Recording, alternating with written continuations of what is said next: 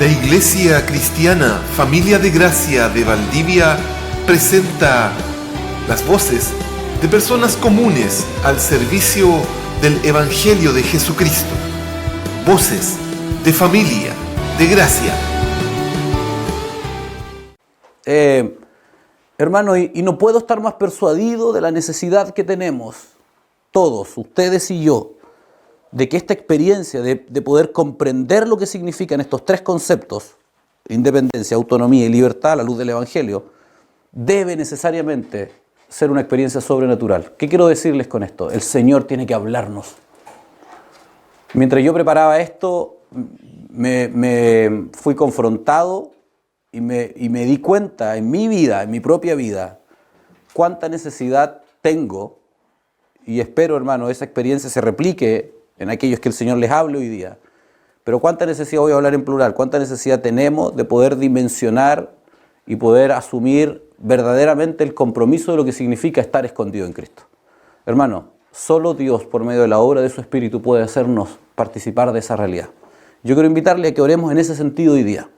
Pero, hermano, perdone, no quiero sonar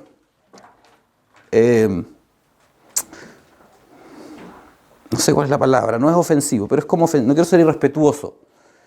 Pero de verdad quiero invitarle a que ore si de verdad está de acuerdo con lo que estoy diciendo. Si de verdad usted siente que su corazón necesita experimentar esa sobrenaturalidad del Evangelio, si de verdad usted siente que quizás no conoce al Señor, si de verdad usted tiene dudas respecto a su identidad en Cristo inclusive, si esa es su condición, yo le invito a que de verdad cerremos nuestros ojos y clamemos al Señor para que esa sobrenaturalidad nos visite.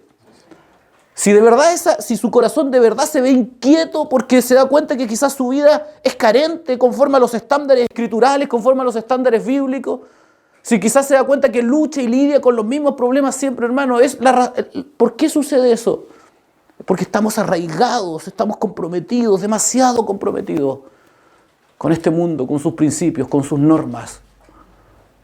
Y no hemos abrazado, no nos hemos entregado a lo que es la sobrenaturalidad del reino de Cristo. Jesucristo dijo, el reino de los cielos se ha acercado, el reino de los cielos se hizo próximo, el reino de los cielos se hizo presente, por tanto, arrepentidos, cambia su mentalidad. El problema, hermano, no es que el reino no esté, el problema es que nuestra mentalidad no ha cambiado, en muchos aspectos todavía. Y si queremos verdaderamente yo no estoy hablando de algo místico, le estoy hablando de la sobrenaturalidad propia del Evangelio. Amén. Oremos al Señor, hermano. Señor,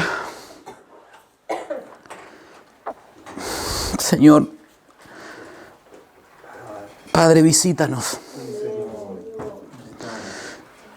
Señor, estamos persuadidos de que toda nuestra vida, todo nuestro caminar depende exclusivamente de ti, Señor.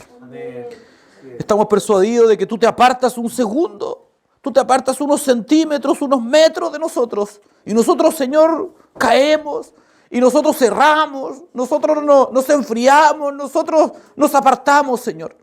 Tú eres la fuerza, tú eres la sustancia, la esencia de nuestra vida, Señor. Sin ti estamos muertos, sin ti estamos condenados, sin ti, Señor, no hay esperanza para nosotros. Estamos convictos por la revelación del Evangelio, porque creemos lo que tú has dicho. Y porque además, Señor, lo hemos visto. Damos testimonio visible de esa realidad invisible. Sin ti hay solo muerte, hay solo destrucción, hay solo condenación, Señor. Pero tú subiste a la cruz y nos compraste por medio de la cruz. Y nos hiciste participar de una herencia incorruptible. Y nos vivificaste y nos hiciste participar de tu propia naturaleza.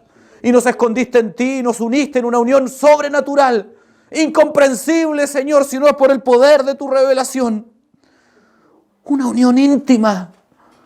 Una unión, Señor, basada y sustentada en un profundo amor que tú tienes para con nosotros. Y de ese nos haces participar. ¡Qué privilegio, Señor, de estar escondidos en ti! Gracias por subir a la cruz y por medio de la cruz hacernos participar de este privilegio, Señor. Señor, en esta hora, en este momento, te pedimos, Padre, visítanos, háblanos, Señor. Señor, nuestras vidas son carentes, nuestras vidas son inconstantes, nuestras vidas, Señor, son desordenadas, nuestras vidas, Señor, en muchos aspectos están apartadas de ti, tus preceptos, tus normas. Vivimos, Señor, con ideas de autonomía, de independencia. Y no entendemos en muchos aspectos lo que significa una real dependencia de Jesucristo como el Señor de nuestra vida. Señor, yo lo que tengo que decir hoy día no tiene ningún sentido, es infructuoso si tú no nos hablas por el poder de tu Espíritu, Señor. Visítanos, Señor, inquieta nuestros corazones, despierta nuestras conciencias. Señor, si aquí hay gente que no te conoce, si hay gente que cree conocerte y que no te conoce, si hay gente que está consciente, que está esclavo de las tinieblas, que está muerto en sus delitos y pecados, visítalo en esta hora, Señor. Trae la revelación del Evangelio, que el poder del Espíritu Santo que convence de pecado, de justicia y de juicio se derrame en esta hora, Señor. Señor, derrama el poder convencedor de tu Espíritu, Señor. El poder, Señor, persuasivo, sobrenatural de tu Espíritu en cada uno de nosotros, para rescatar de las tinieblas y para traer arrepentimiento al alma del redimido, Señor. Visítanos, lo necesitamos, Señor. Visítanos, Señor. Visítanos, lo necesitamos, Señor. Visítanos. Derrama tu sobrenaturalidad en nuestras conciencias, en nuestras mentes, transformando nuestras vidas. Sabemos, Señor, para tu gloria, que la sobrenaturalidad del Evangelio no está en los relámpagos, en los truenos, Señor. La sobrenaturalidad de tu Evangelio está en una vida transformada por el poder de tu verdad. Derrama esa sobrenaturalidad en nosotros en esta hora. Trae luz, Señor. Quebranta nuestros corazones. Impide, Señor, no permitas que se levante ningún indicio de altivez de espíritu de nuestra parte, Señor. Destruye, Señor. Destruye toda altivez de espíritu, toda autosuficiencia. Todo espíritu, todo indicio acusador, Señor. Que por el poder de tu Evangelio seamos confrontados en esta hora, Señor. Para tu gloria, para tu gloria, para tu gloria, Señor. Amén. Y amén. Hermanos, Éxodo capítulo 15, por favor. Como bien saben, la línea central de todas las prédicas, las exhortaciones que he estado entregando está usar como elemento, como eje central la experiencia del pueblo de Israel. Como ya lo he dicho, lo digo nuevamente, solo para que quede claro, la experiencia del pueblo de Israel es una referencia y es una sombra de verdades profundas del Evangelio. ¿De acuerdo? No podemos extrapolar la experiencia del pueblo de Israel integralmente, o sea, no todos los elementos de la experiencia del pueblo de Israel nosotros podemos tomarlas y ponerlas en nuestra realidad actual y decir esto es el Evangelio. No podemos porque es una sombra, es una figura. Yo no puedo usar la sombra, yo no puedo ir usar una analogía arquitectónica, yo no puedo tomar la sombra de un diseño y llevar a la dirección de obra y decirle, mira, esta es la casa de la municipalidad, y decirle, esta es la casa que me quiero hacer. No, yo necesito llevar un plano detallado, fotos, imágenes inclusive. La sombra no es suficiente porque no es capaz de describir, de transmitir los detalles de un objeto. La historia del pueblo de Israel es eso, es una sombra. ¿Ok? ¿Por qué lo digo? Porque esto puede parecer innecesario, hermano, pero a mí me parece que no es innecesario porque vivimos en una época en donde estamos plagados de prédica, en donde el único sustento son las figuras del Antiguo Testamento, donde la cruz no es relevante, y donde, hermano, las figuras del Antiguo Testamento dan para ¿se salió? Ahí sí. Ah, perdón, pensé que me estaba haciendo una señal de... Pensé que se había caído el micrófono o algo así. Perdón, hermano. Hermano, estamos plagados, retomo, estamos plagados después de esta interrupción. No. Estamos plagados, no, hermano. Estamos plagados de enseñanza y de prédica hoy día en donde las únicas figuras son del Antiguo Testamento. Y las figuras del Antiguo Testamento, como toda sombra, pueden ser todo o pueden ser nada. Dan para todo. ¿Me entiendes? Y por eso es importante entender que la forma bíblicamente rigurosa de comprender las enseñanzas escriturales, las enseñanzas de la Biblia, está siempre mirándolo desde el Nuevo hacia el Antiguo. El Antiguo es una excelente referencia, nos permite entender y dimensionar algunos aspectos, pero todo tenemos que mirarlo desde la cruz. Porque todos los elementos y las figuras del Antiguo Testamento son referenciales, son sombras de lo que iba a pasar en la cruz del Calvario. ¿De acuerdo? Teniendo ese contexto, vamos a estudiar un aspecto de esta figura. Está en Éxodo 15. Esto lo vimos al pasar la semana pasada, o la vez pasada que me tocó compartir. Dice el versículo 24 en adelante, dice: entonces el pueblo murmuró contra Moisés y dijo: ¿qué hemos de beber? Y Moisés clamó a Jehová, y Jehová le mostró un árbol, y lo echó en las aguas, y las aguas se endulzaron. Y allí les dio estatutos y ordenanzas, y allí los probó. Y dijo, si oyeres atentamente la voz de Jehová tu Dios, e hicieres lo recto delante de sus ojos, y dieres oído a sus mandamientos, y guardares todos sus estatutos, ninguna enfermedad de la que envié a los egipcios te enviaré a ti, porque yo soy Jehová, tu sanador. Hermano, esto lo vimos la vez anterior, no sé si se acuerdan, pero esto fue posterior a que el mar se abrió, pasaron los israelitas, vinieron los egipcios atrás, el fuego, la columna de fuego atacó en el campamento a los egipcios y después Dios cerró el agua y mató a todos los egipcios, este imperio poderoso de la época, y el pueblo vio cómo sus adversarios, cómo quienes les habían esclavizado, perecieron frente a sus propios ojos por el poder de aquel que los había sacado, y glorificaron al Señor. De hecho, el capítulo anterior hay un cántico gigante, glorioso, el pueblo entero salió a danzar y a cantar y a glorificar al Señor. Pasan 3 días, falta el agua y el pueblo murmura.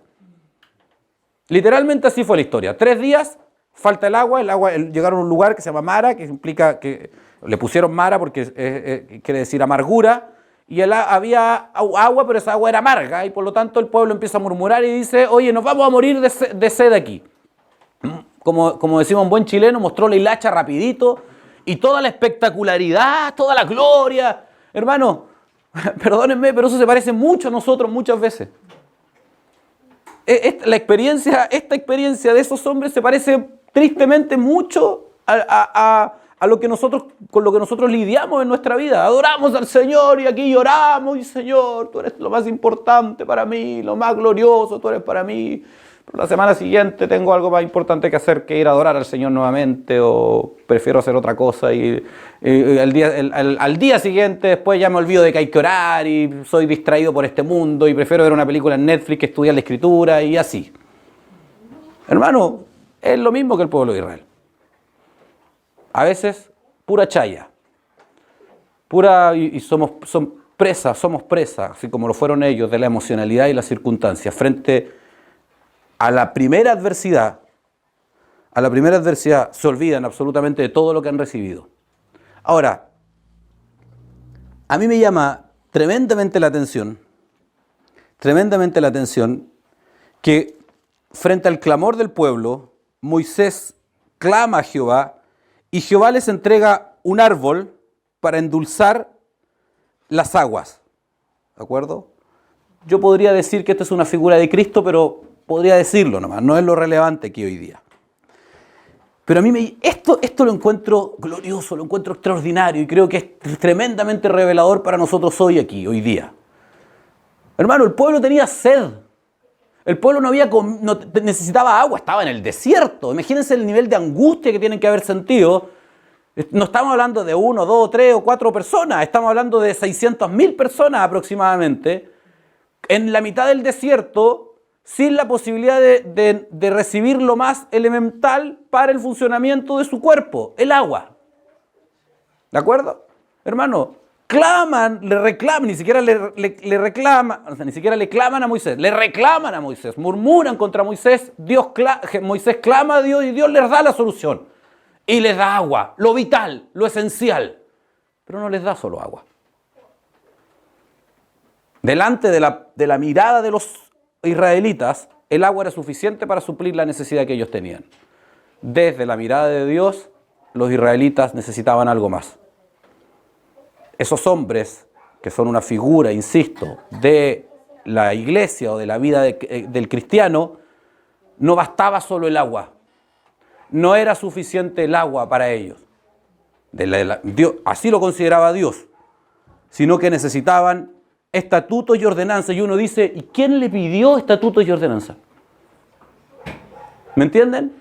Uno podría perfectamente decir, bueno, pero el pueblo nunca pidió estatutos y ordenanzas. Moisés, a ver, en alguna parte Moisés dice, Señor, necesitamos agua y estatutos y ordenanzas. No.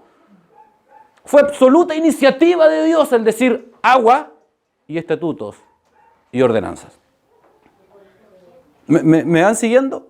Pareciese que los paradigmas de Dios, o desde la cosmovisión de Dios, los estatutos y las ordenanzas son tan importantes como el agua. Pareciese ser que para Dios es muy importante establecer preceptos, normativas, métodos, formas de conducta para su pueblo, tanto o más importante que el agua. ¿De acuerdo? Hermano, y el versículo siguiente, versículo 26, dice el texto, y dijo, si oyereis atentamente la voz de Jehová tu Dios, e hiciereis lo recto delante de sus ojos, y diereis oído a sus mandamientos, y guardareis todos sus estatutos, ninguna enfermedad de las que le envié a los egipcios te enviaré a ti, porque yo soy Jehová, tu sanador. Hermano, este texto nos enseña primero que Dios está atento con las necesidades de su pueblo. El pueblo estuvo afligido, el pueblo necesitó agua y Dios dio solución. Dios trajo y resolvió el problema inmediato porque Dios es un Padre sustentador, es un proveedor responsable de su creación. Hermano, a pesar del hombre, la creación sigue funcionando, a pesar de que la creación está esclava, esta fue sujetada a la esclavitud del pecado, eso dice la Escritura. A pesar de todo eso, el sol sigue saliendo cada mañana, que es vital para el funcionamiento de todo lo creado. Y el sol y las estrellas y la lluvia es tanto para el pecador al cual Dios desprecia, como para el justo, para el redimido, al cual por medio de Cristo Dios ama profundamente. Ambos gozan de la responsabilidad del Dios creador, porque Dios es un Dios responsable con lo que crea. Hermano, por lo tanto, en ese sentido Dios su actuar es incuestionable, su compromiso, su preocupación por su pueblo es incuestionable. Pero a su vez, como ya les dije, Dios les provee estatutos y además les exige caminar por ellos. Hermano, los estatutos y las ordenanzas son normas morales, son aspectos prácticos de conducta, como ya les dije, de acción, de omisión, de cosas que hay que hacer y cosas que no hay que hacer. Aquí no nos dice cuáles son los que Dios les dio. Pero sí nos dice que Dios les dio normas y les dijo, caminen por estas normas. Lo que Dios hizo, hermanos, ahí fue un privilegio extraordinario. Les dijo cómo piensa Él, les hizo participar de su ética, les hizo participar de su moralidad, les hizo ver qué es lo bueno y qué es lo malo para Él. Y les dijo, si caminan por la senda de lo que yo considero bueno, lo voy a decir así, todo va a estar bien. Aquí de hecho el texto dice, y allí los probó. ¿Qué quiere decir que los probó? Que fueron sujetos a prueba, que fueron puestos en situaciones para ver si efectivamente esos estatutos, esas normas son determinantes, son obedientes, los hombres son obedientes a esas normas y a esos estatutos. Hermano, el versículo sigue diciendo, dice, si oyereis atentamente, que implica necesariamente, por un lado, capacidad y por otro lado, voluntad. Yo necesito poder oír los estatutos, pero también necesito querer oír los estatutos. Yo puedo oír algo, pero no querer hacerlo. Puedo tener la capacidad de hacer algo, pero no tener la voluntad de hacerlo. Para oír las normas morales de Dios, para oír los estatutos, yo necesito oír atentamente. Además, necesito tener la capacidad de oír y necesito a su vez querer oír a Dios. Hermano, eso no es muy distinto a lo que pasa hoy día. No es muy diferente. Y el Señor, por medio de la obra de Cristo y por medio de la regeneración, se encarga completamente de esto. Porque para el hombre es imposible, porque el hombre no puede ni quiere conocer a Dios. El hombre no puede, hoy día, el hombre no puede ni quiere poder conocer, poder participar de los estatutos, poder obedecer a los estatutos. Lo que Dios hace lo resuelve, regenera al hombre y lo capacita por medio del Espíritu Santo con la capacidad de oír a Dios y además regenera su corazón para que su voluntad hoy día quiera seguir los estatutos de Dios. Porque para oír atentamente se requieren ambos elementos. Pero el texto también nos enseña que Dios demanda que tienen que guardar sus estatutos. Hermano, la expresión guardar sus estatutos, guardar sus mandamientos, la expresión guardar en general, es mucho más rica en sentido en los textos, en la Escritura, que lo que uno puede entender hoy día. Implica un compromiso personal. Implica tomar aquello y ponerlo en el trono de mi corazón. Implica que yo pongo aquello que Dios ha dicho, lo pongo en el trono de mi vida y digo, esto es más importante que lo que yo pienso respecto a ese determinado tema. Eso, el guardar los estatutos implica ponerlos, hermanos, en la posición que les corresponde a las normas de Dios en mi vida. El texto dice que si hacen eso, ahí los israelitas, ojo, estamos hablando de la sombra, a los israelitas les dice, si ustedes hacen eso, se van a librar de las pestes, se van a librar de las consecuencias de mi ira manifestada con las cuales humillé a los egipcios. ¿De acuerdo? Hermano, piensen en esto, los israelitas no tenían mandatos ni ordenanzas antes, lo que tenían eran jefes, capataces que les ordenaban y controlaban sus vidas de tal forma de que cumplieran el propósito de esa esclavitud. El esclavo en sí no tiene una ordenanza, tiene órdenes, no tiene un sistema jurídico por el cual regularse, tiene una persona que le da orden y tiene que hacer todo aquello que le dan, todo aquello que le manda su dueño, su amo, su capataz, la persona que fue puesta en autoridad. Porque el esclavo es carente de voluntad para poder ejercer sus acciones. El esclavo solo tiene que hacer lo que le mandan a hacer y los israelitas llevaban 400 años siendo esclavos. Por lo tanto, que vinieran ahora y le establecieran normas y estatutos es algo completamente nuevo.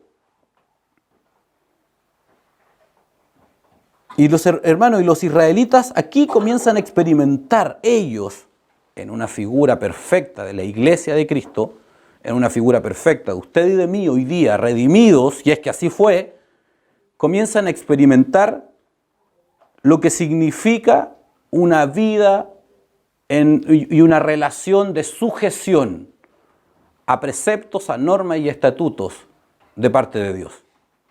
De aquí en adelante ellos comienzan a caminar, porque este es el primer punto, el primer momento en que Dios les entrega estatutos, ordenanzas para que ellos sigan, y de aquí comienzan ellos a caminar en esta nueva forma de vida, por decirlo de alguna forma, donde Dios decretó lo que tienen que hacer, lo que considera bueno y les dice vívanlo, háganlo, si quieren que les vaya bien. ¿De acuerdo? Hermano, de aquí en adelante ellos comienzan a ser, insisto en esto, como usted y como yo. Estoy hablando de la sombra, ¿me entienden? Me explico con eso, yo creo.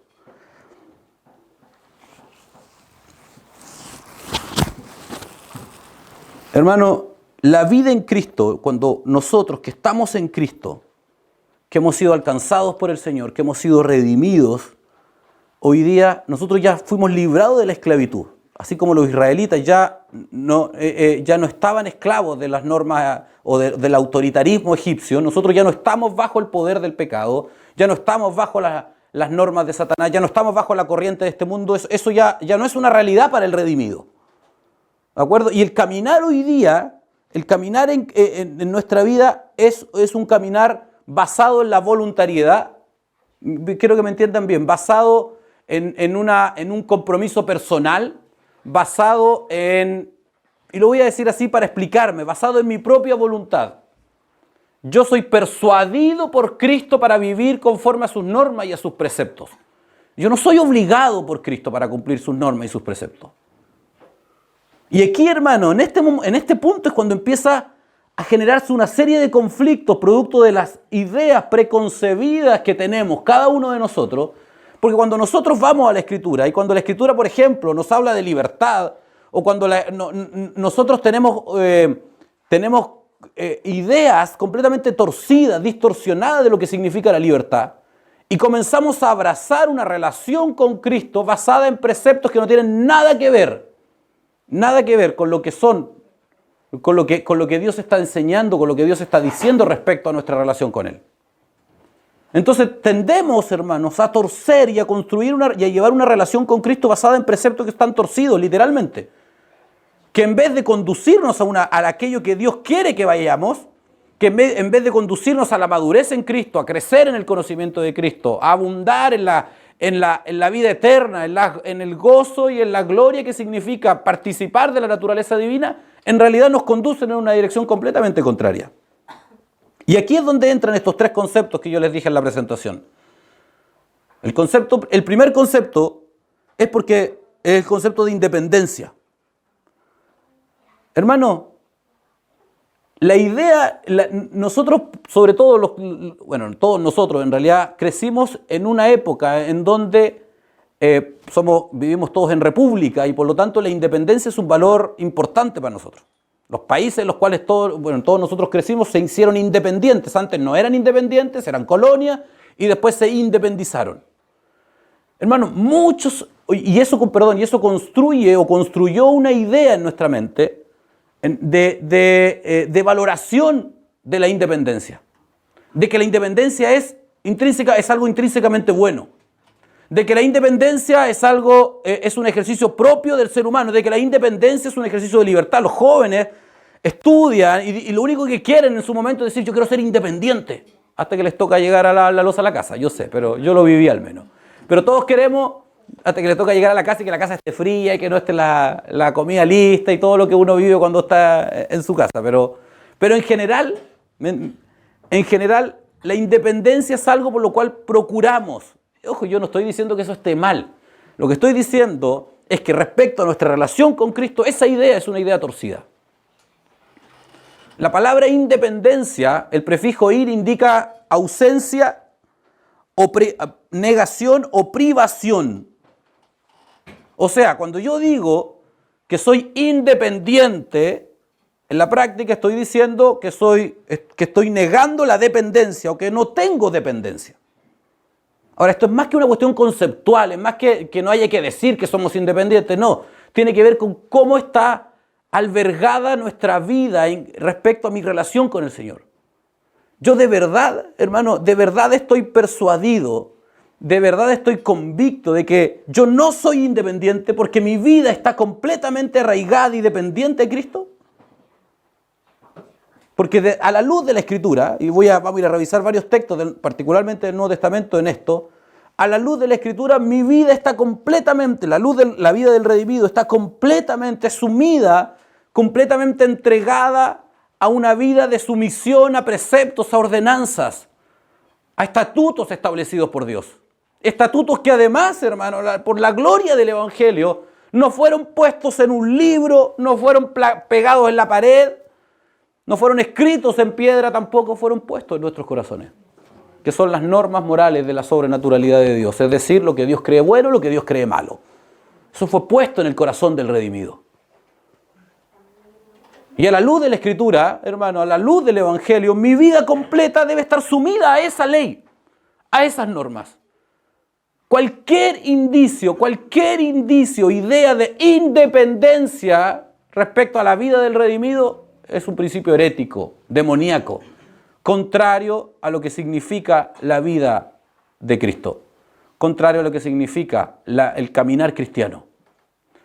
Hermano, otro concepto que está yo creo que este concepto está súper arraigado, es el concepto de autonomía. No, la autonomía, yo quiero ser autonomía no es lo mismo que autovalente. Hermano, la palabra la palabra auto o el prefijo auto es propio, de mí mismo, si usted quiere. Y la palabra nomía es, la raíz de la palabra nomía viene de nomos, que quiere decir ley. De hecho, la palabra autonomía quiere decir que yo soy mi propia ley. O sea, la vida, el ser humano que procura la autonomía respecto a Dios, lo que está diciendo en la práctica es que vive y sus preceptos, sus definiciones de vida están definidos por sí mismo. Yo mismo soy mi propia ley. Yo hago en mi vida, yo conduzco mi vida en base a mis propios preceptos, en base a mis propias normas, en base a mis propias ordenanzas, en base a mis propios estatutos. Eso soy autónomo. ¿Se entiende? Hermano, esta forma de pensamiento, esta estructura de pensamiento está completamente arraigada, particularmente en el cristiano moderno. ¿Quieren ejemplos prácticos? ¿Cuántos de ustedes preguntan al Señor a la hora de tomar decisiones? ¿Cuántos de ustedes tienen, frente a determinadas posiciones morales, o cuando hay que decir esto es bueno, esto es malo, cuántos de ustedes dicen, a ver, consultemos, a ver qué dice la Escritura frente a esto, a ver qué dice cómo cotejo esto? Si somos completamente honestos, hermano, gran parte, si es que no toda nuestra vida, todo nuestro caminar en el mundo hoy día, en la carne quiero decir, es definido por nuestras propias normas morales. Por lo que yo considero bueno, por lo que yo considero malo, por aquello que a mí me gusta, por lo que yo siento que es correcto. Y caminamos permanentemente en base a un ejercicio de autonomía. Claro, probablemente nadie acá, por la comprensión del Evangelio, por el discurso que tenemos, nadie va a decir, no, hermano, yo soy autónomo. A mí no me venga con cosas. Nadie va a reconocer, espero, que sea tan desvergonzado de decir abiertamente que es autónomo. Si el problema no es lo que decimos, el problema es cómo nos conducimos. Yo mismo jamás voy a decir que soy autónomo. Pero si escudriño mi vida y mi corazón, estoy plagado de preceptos, de normas, de estatutos, cuyo único origen es mi propio corazón. Estoy lleno de preceptos, cuyo único fundamento es mi propia voluntad, mi propio deseo, mi propio anhelo, mis propios sueños, mis propias expectativas. Autonomía. Yo, mi propia ley. Y lo que Dios ha dicho, los preceptos que Dios ha entregado, son irrelevantes.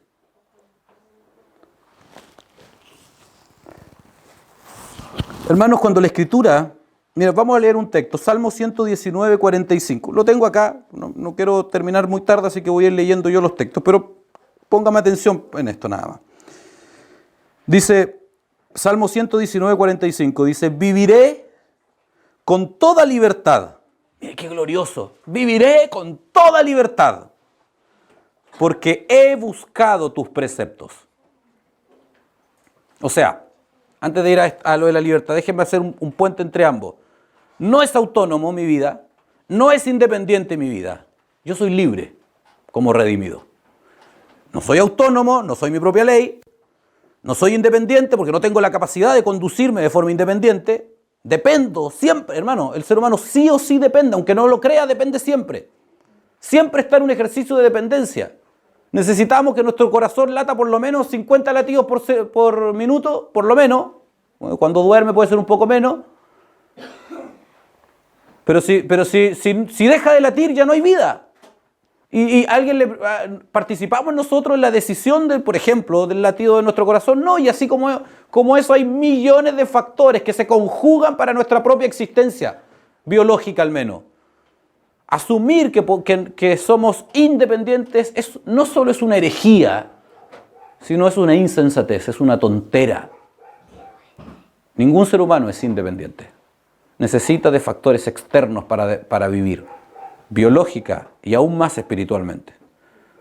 Hermano, ningún ser humano es autónomo, porque el hombre no tiene su propia ley. La ley, si en nuestra vida hay leyes que no son de Cristo, provienen de Satanás. Aquí no hay puntos medios. El ser humano fue hecho un ser fue creado como un ser para depender moralmente de una entidad mayor, siempre. Adán en el huerto participaba integralmente de la moralidad de Dios. Eran los pensamientos morales, lo que él consideraba, la ética, por decirlo en simple, la ética de Adán, era exactamente la misma que de Dios. Cuando un redimido hoy día, todos los aspectos morales, los aspectos de la vida de ese hombre que no pertenecen a Dios, que no provienen de Dios, provienen de Satanás. Aquí no hay puntos medios. Por lo tanto, ningún ser humano es autónomo. Toda ley que no es conforme a Dios es contraria a Dios. Hermano, por eso esto es tan importante. Porque aquí no hay un punto medio.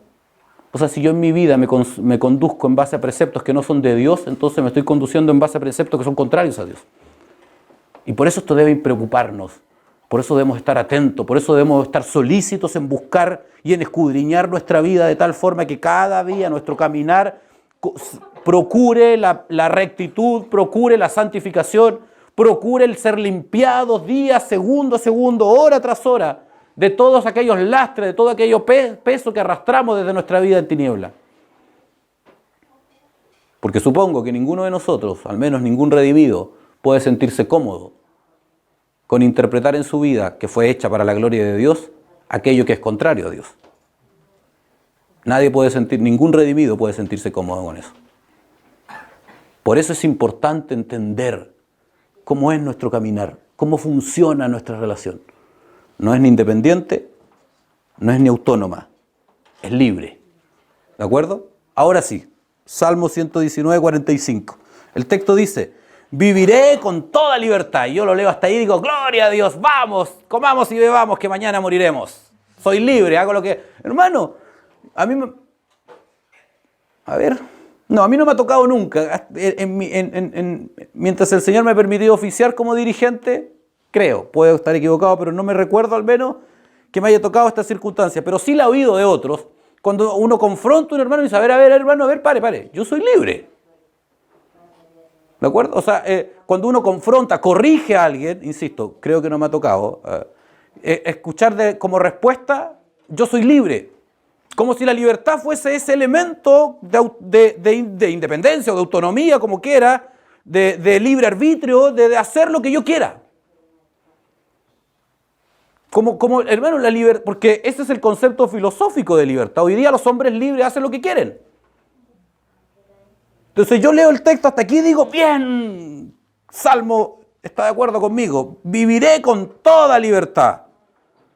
Dice a continuación, porque he buscado tus preceptos. Viviré con toda libertad porque he buscado tus normas, he buscado tus estatutos.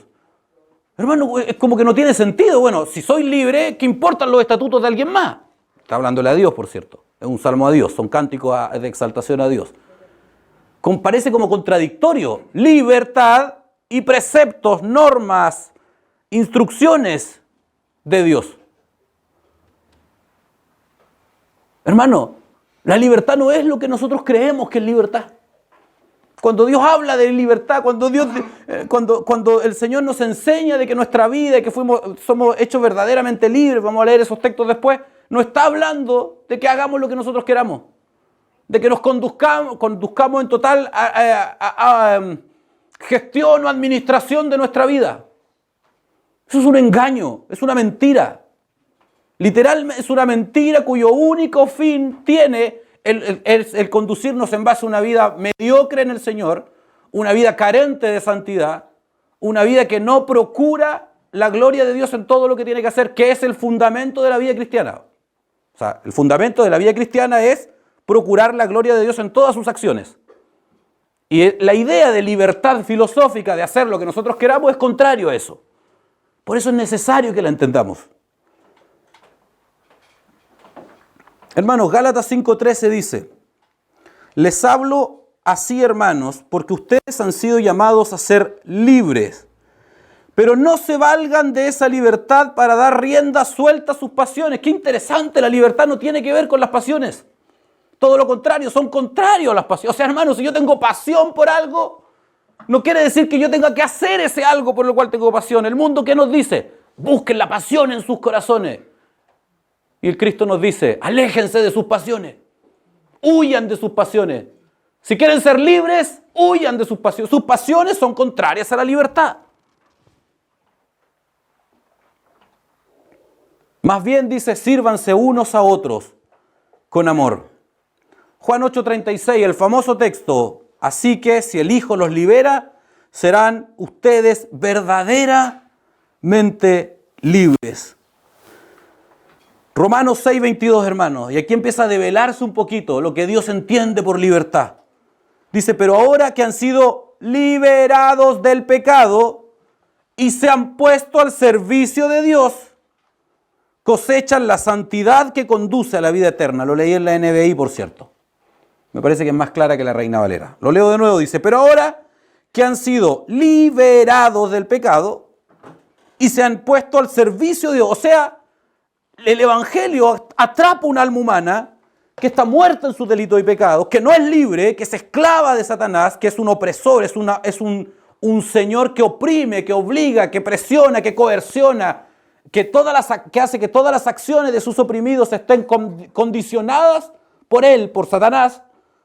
Y viene el Evangelio, le muestra a ese hombre su condición natural, le dice que está muerto, que está condenado, que por causa de su propia existencia, lo único que le espera es la condenación eterna, porque ya está bajo la ira de Dios, pero que Jesucristo murió en la cruz, ocupó el lugar, y hermano, ese hombre recibe convicción de pecado, recibe fe, recibe la revelación del Evangelio, cree, y Cristo mismo entra a sus tinieblas, lo rescata y lo saca acá, y lo libera de la esclavitud para vivir para el servicio de Dios. Hermano, todos los conceptos de libertad en la Escritura tienen una base, están escritas sobre una realidad preexistente. El hombre está muerto en sus delitos y pecados. La realidad preexistente, y el apóstol Pablo y el propio Jesucristo le hablan a hombres que están muertos en sus delitos y pecados. Si yo voy a un lugar donde está lleno de esclavos y les digo, ustedes van a ser verdaderamente libres de su condición, lo que les estoy diciendo es, ya no van a seguir siendo esclavos, porque lo que ellos hoy día no tienen es la libertad por causa de su esclavitud. Y cuando Cristo y la Escritura nos enseña de libertad, nos está hablando, está enfatizando en el hecho de que los hombres están siendo librados de la opresión del pecado, de la esclavitud, de la subyugación de Satanás. Hermano, esto no es menor. Yo creo que basta ya de trivializar los milagros que hemos recibido. Basta ya de normalizar como si lo que recibimos fuera una cosa menor, fuera una cosa irrelevante.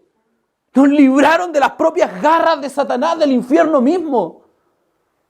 Yo creo que la mayoría de ustedes conoce esta experiencia, la experiencia que se relata en lo que se le llama la predicación de pecadores en manos de un Dios airado.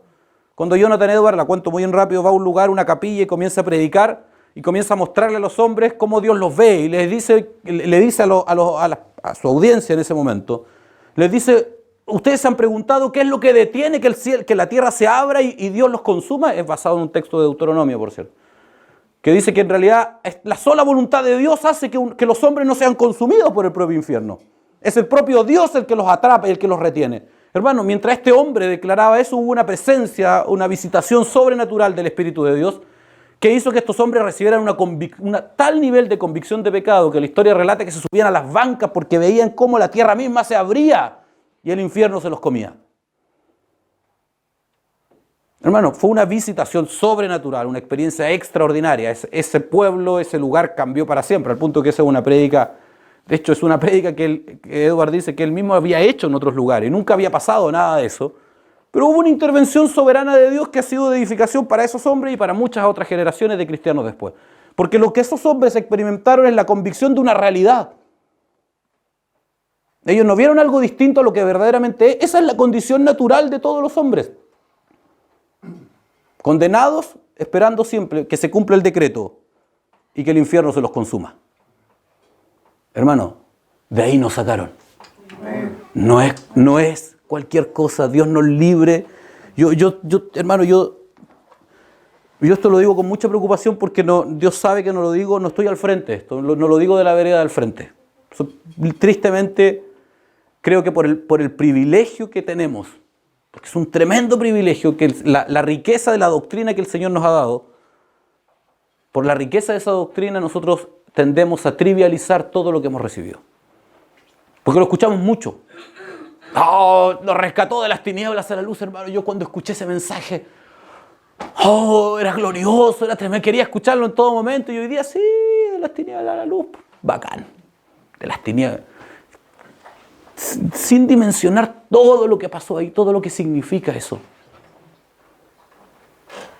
Hermano, este hombre está muerto en su delito y pecado, lo sacan, pero cuando lo sacan, la expresión de libertad que la Escritura nos enseña es que lo libera de su esclavitud y lo pone al servicio de Dios.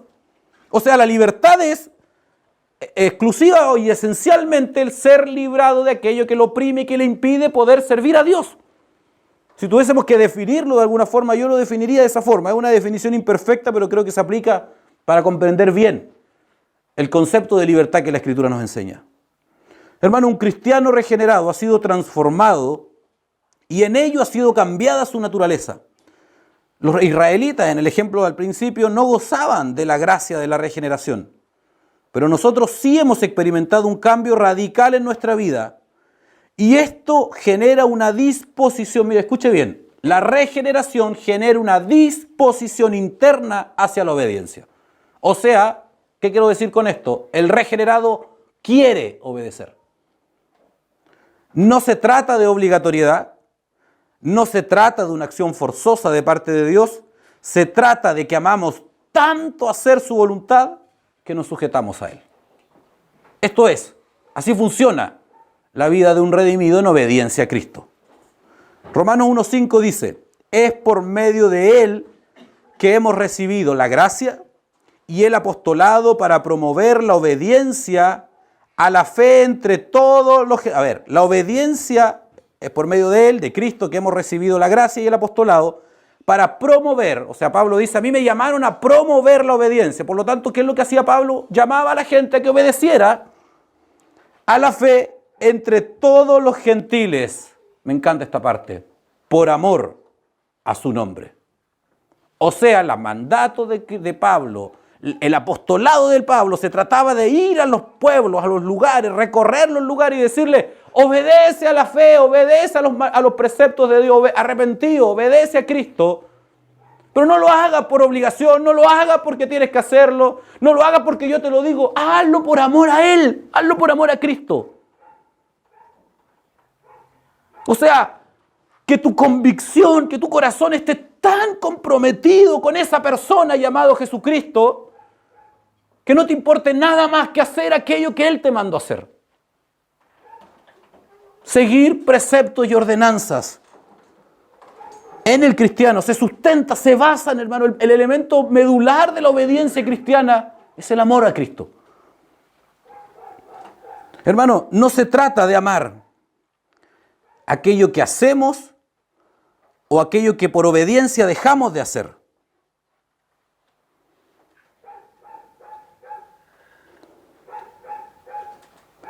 Sino que se trata de Cristo y de nuestra vocación por Él.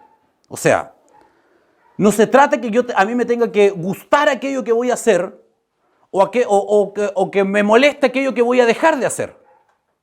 Es irrelevante para efectos de la obediencia cristiana, es irrelevante en la práctica lo que haga o lo que deje de hacer. Lo realmente, o si me gusta o no me gusta aquello que voy a hacer. En la Escritura hay ejemplos, hermano, donde hay cosas que se hacían que se disfrutaban en el obedecer y hay cosas que no se disfrutaban al obedecer. Nadie puede decir que Cristo disfrutaba la ira de Dios que iba a recibir. De hecho, Él dice, si es posible, pase de mí esta copa. Pero había algo más poderoso, había algo más profundo en Él que hacía que se entregara en pleno gozo a obedecer aquellos preceptos, aquellas normas que había recibido.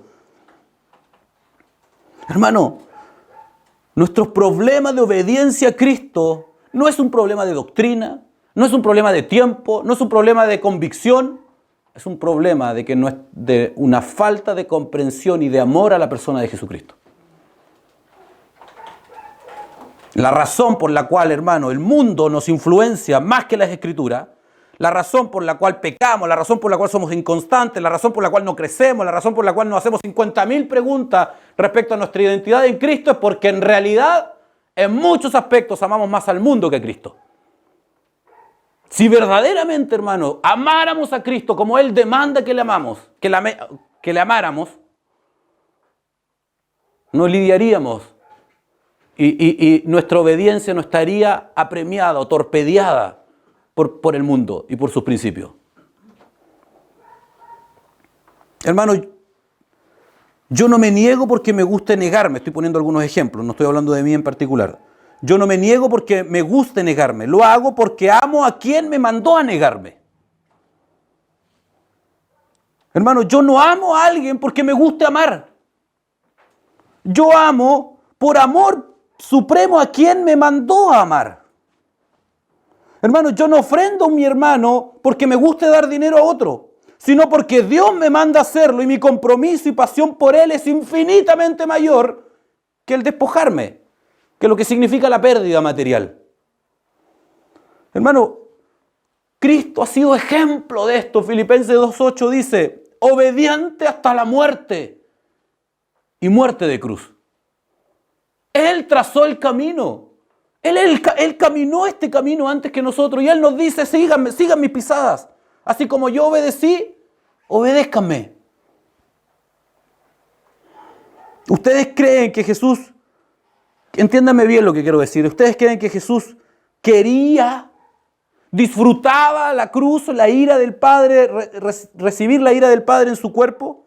¿O que Jesús anhelaba morir en la cruz? Entiéndanme, estoy hablando del proceso mismo de la crucifixión, no del resultado de ella. En absoluto.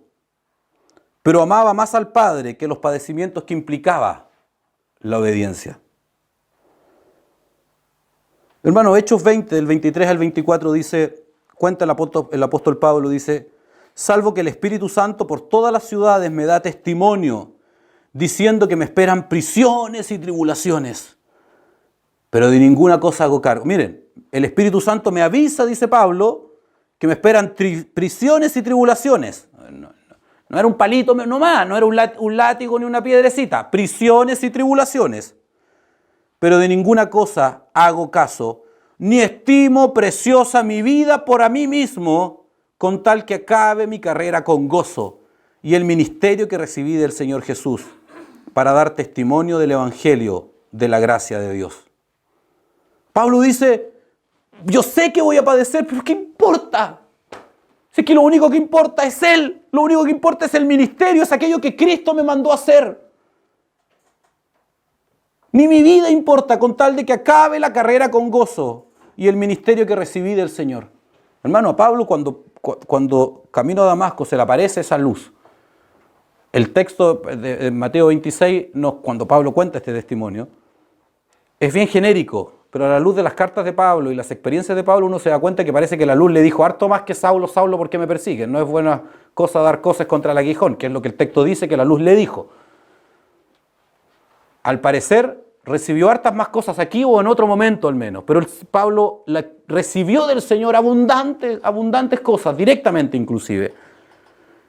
Aquí Pablo nos dice, yo recibí del Señor mi ministerio, ¿qué importa mi vida? No es real, yo sé que voy a padecer y ¿qué importa que tenga que padecer? Mis ojos están puestos en obediencia a Cristo y eso vale más que mi propia vida.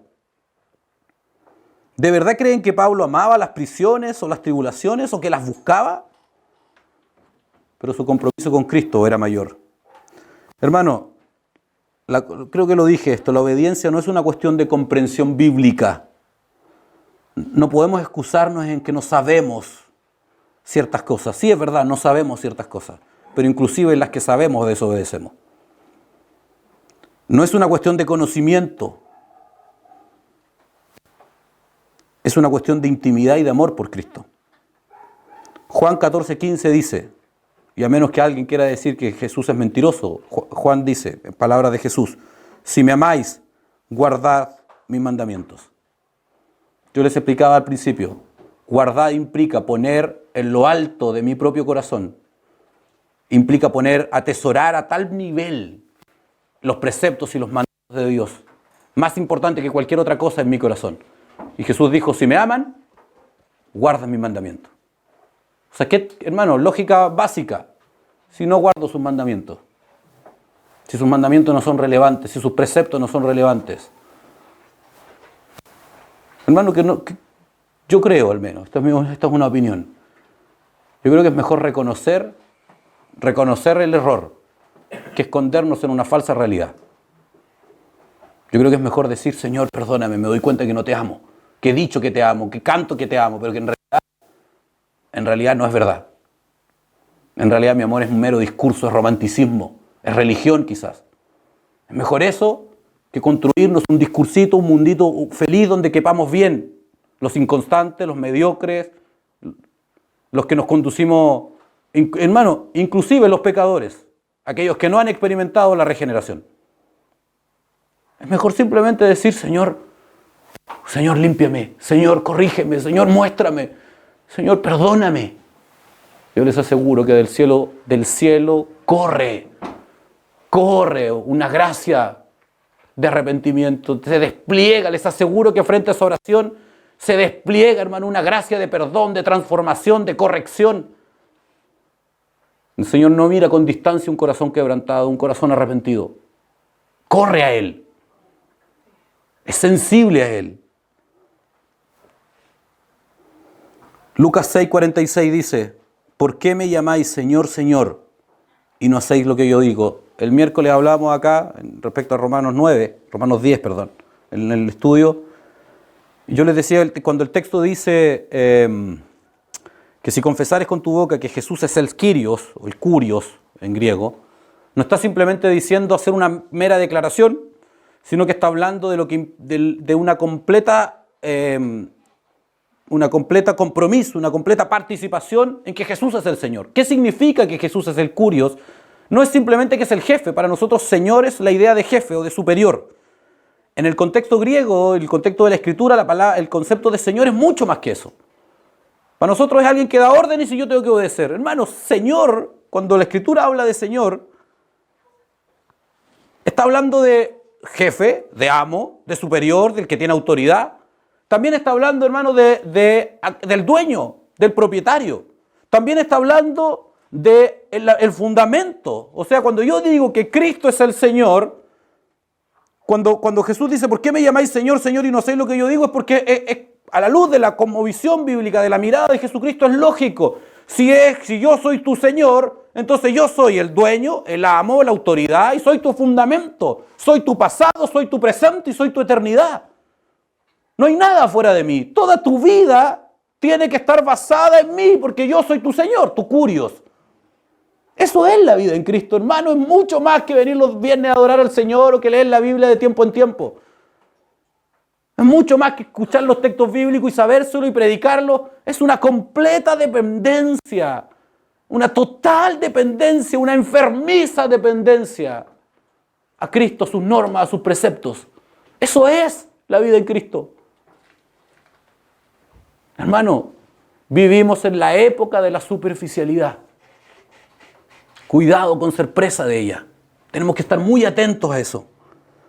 ¿Por qué me llamáis Señor, Señor, sino hacer lo que yo digo?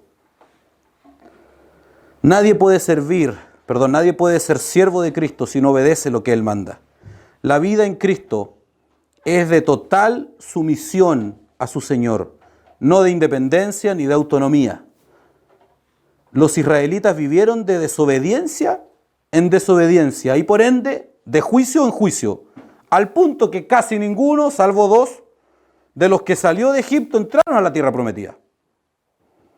O sea, los israelitas fueron literalmente, cuando Dios dice que los fue a probar, literalmente los probó. Y todos fallaron, o gran parte de ellos fallaron. Al punto que la generación entera murió en el desierto. Porque vivieron de menospreciar sus preceptos, de abandonar sus normas, sus estatutos. Y por lo tanto enfrentaron las consecuencias de eso. Romanos 6:16 dice, ¿no saben ustedes que cuando se presentan como esclavos a alguien para obedecerle, son esclavos de aquel a quien obedecen, ya sea del pecado para muerte o de la obediencia para justicia? Esclavos para la obediencia, esclavos de la justicia, esclavos en obediencia, hermano. Esta es una expresión, por cierto, el apóstol Pablo aquí está haciendo una analogía entre la esclavitud al pecado y la vida en Cristo y la obediencia a la justicia.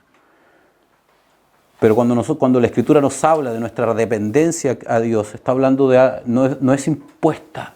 Por eso, hermano, podemos ser redimidos y vivir una vida mediocre.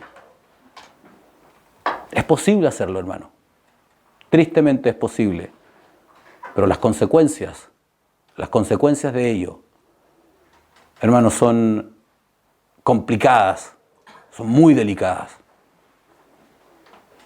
No somos obligados, pero sí se nos demanda que vivamos a la altura de aquello que hemos recibido.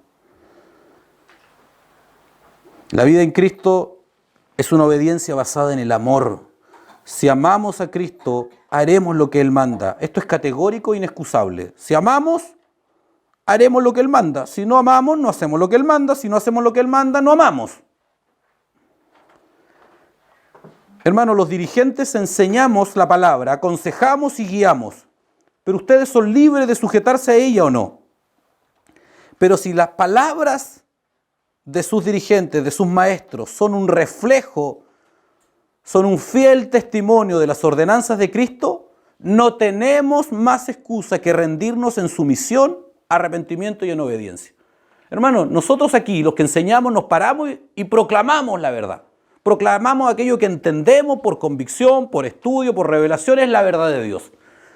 Y ustedes allá, o esto corre aquí y en cualquier lado, cuando hay un consejo, la única pregunta que usted tiene que hacerse, la única pregunta que un cristiano tiene que hacerse respecto a una palabra, no es si me gusta, no es si me acomoda, no es si el hermano es coherente con lo que está diciendo, no es si, ¿qué me venía a enseñar este? No es de menospreciar al otro. Con eso, hermano, no estoy diciendo que haya plena coherencia, inclusive en aquellos que decimos cosas. Pero la única pregunta que el redimido tiene que hacerse es, ¿esta es palabra de Dios o no? Si no es palabra de Dios, pesque y le tira a la basura, aunque se la diga un ángel. No importa quién la diga. Pero hermano, si lo que se dice, no importa quién lo diga, es palabra de Dios, la única opción que el redimido tiene es entregarse en sumisión y en obediencia a aquello que está recibiendo de parte de Dios. Aquí no hay opción. Si me amáis, haced lo que yo digo, lo que yo os mando, dice la Reina Valera. Hermano, cierro con esta idea. La gloria del evangelio cristiano, hermanos, Cristo subió a la cruz, murió en la cruz, derramó su sangre y nos escondió en ese milagro glorioso y sobrenatural y extraordinario.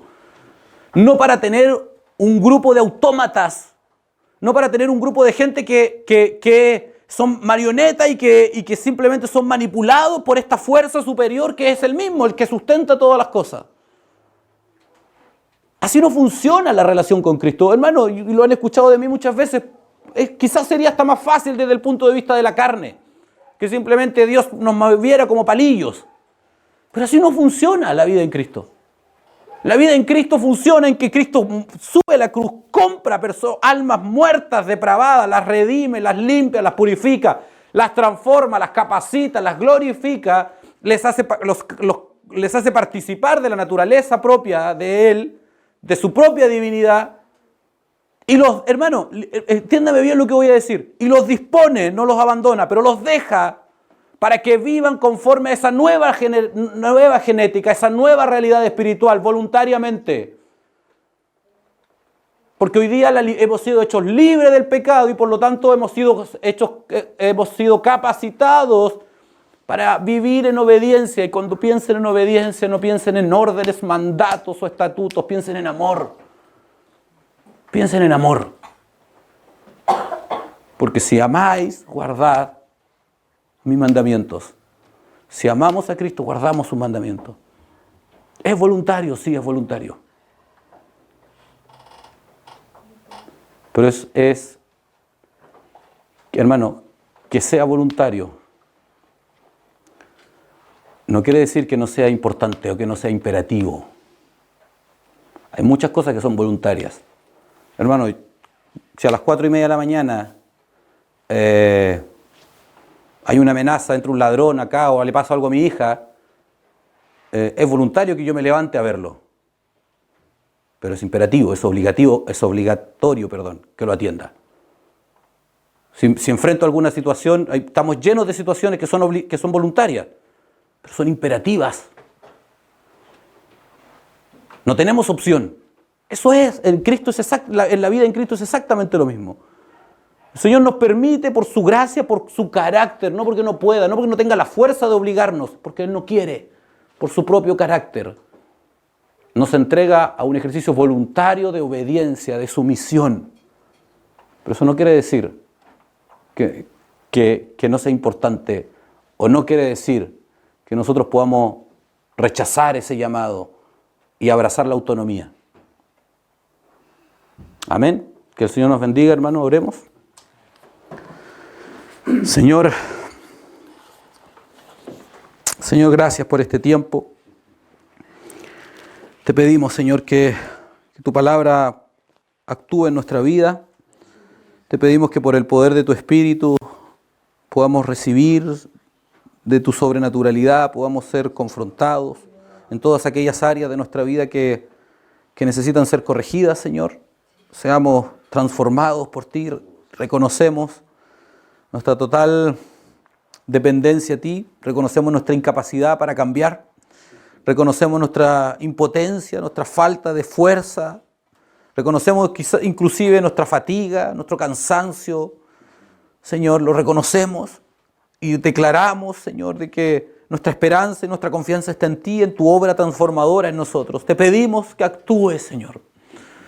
Te pedimos que transformes nuestra vida. Te pedimos que nos hagas consciente cada vez más. Te pedimos que despiertes nuestra vida, que nos libres, Señor, de esta vida inconstante, de esta vida de desobediencia, de esta vida plagada de la pecaminosidad de este mundo en muchos aspectos, Señor. Que tu santidad, que tu pureza, que tu rectitud sean nuestras normas de vida, Señor. Pero que lo hagamos por amor.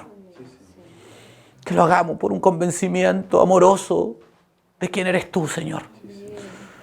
Líbranos de toda religiosidad, de toda obligatoriedad. Líbranos, Señor, de vivir bajo un yugo, bajo la esclavitud a normas, a rigurosos estatutos, Señor.